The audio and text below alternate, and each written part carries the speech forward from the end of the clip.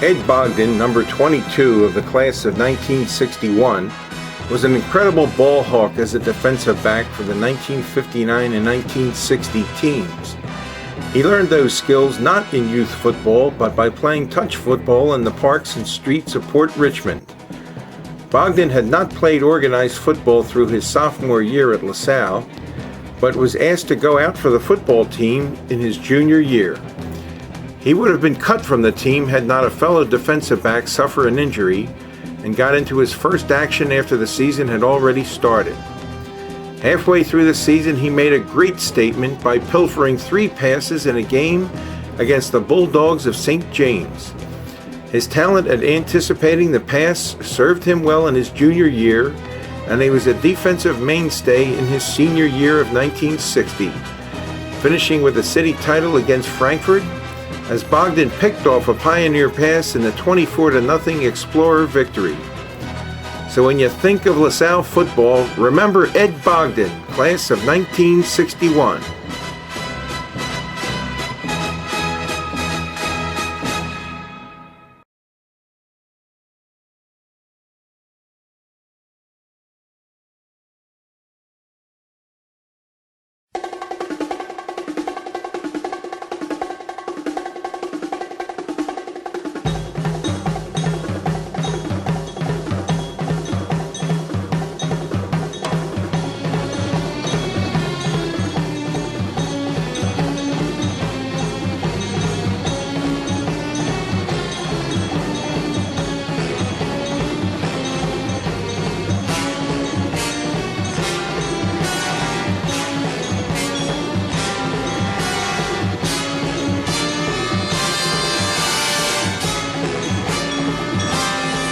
Agnew, number 2 of the class of 2003, was a 5'8", 160-pound dynamo who had a great gift for big plays and last-minute touchdown catches.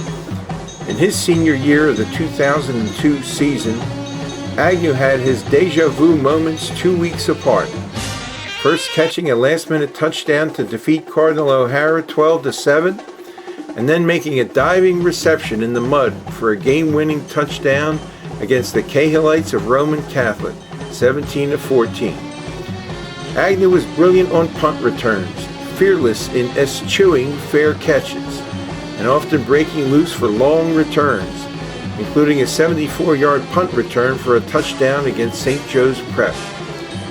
Agnew also toiled on defense and broke up many passes, as he had a sixth sense of where the pass was going. So when you think of LaSalle football, remember Sean Agnew, class of 2003.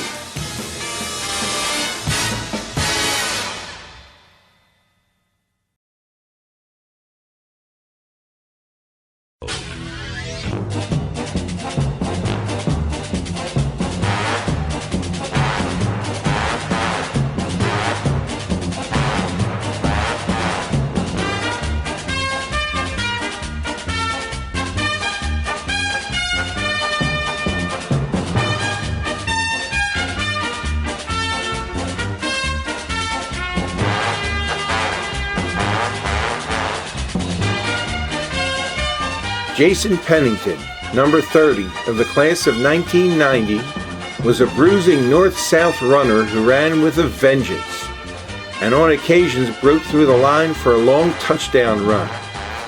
His first great run came in his junior year against Bishop McDevitt, when he ran 78 yards for a touchdown on a counterplay to defeat the Royal Lancers.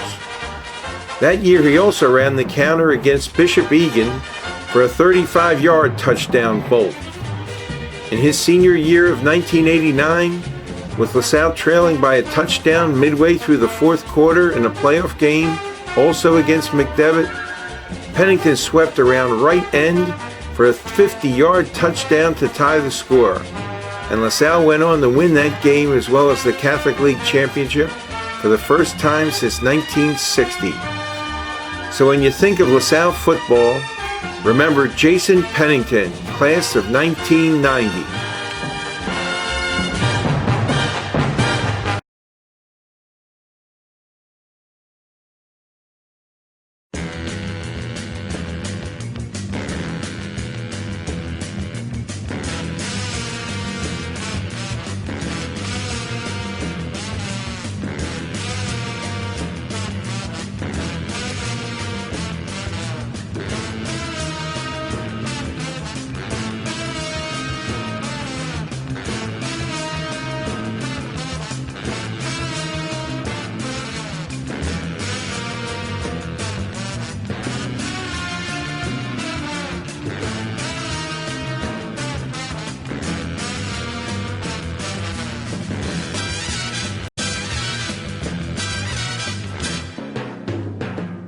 Ryan Geiger, number 67 from the class of 2011, was a two-way star on the line in his junior and senior years, playing center on offense and defensive tackle on defense.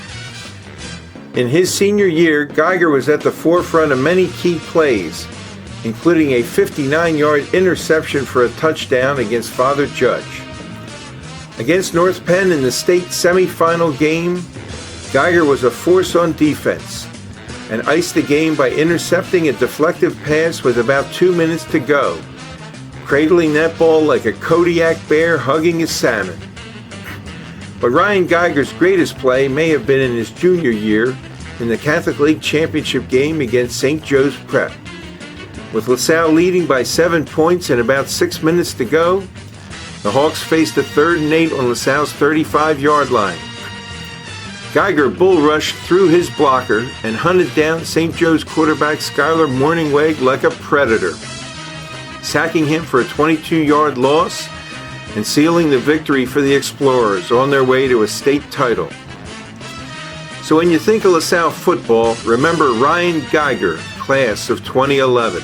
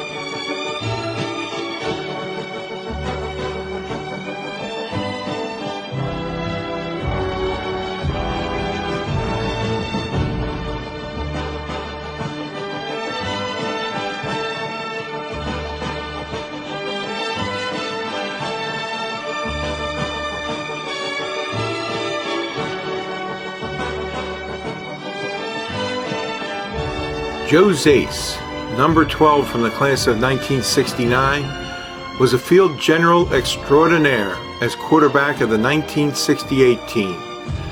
The struggling team was hampered by injuries all season, but Zaiss's can-do attitude kept the Explorers in many games during the 1968 campaign. A unique feature of Joe Zaiss's quarterback play was his ability and willingness to lead the downfield blocking on sweep plays, something that's never seen amongst signal callers. Zaiss also had good foot speed and excelled in many bootleg plays, a staple in Tex Flannery's offense of that time. His leadership and his perseverance, even in tough situations, were noticed by the blue and gold team, and Joe Zaiss was the first to pick up a teammate when things were going badly. He is well thought of by his teammates, classmates, and fans as a real stand-up guy and a great bootleg quarterback. So when you think of LaSalle football, remember Joe Zaiss, class of 1969.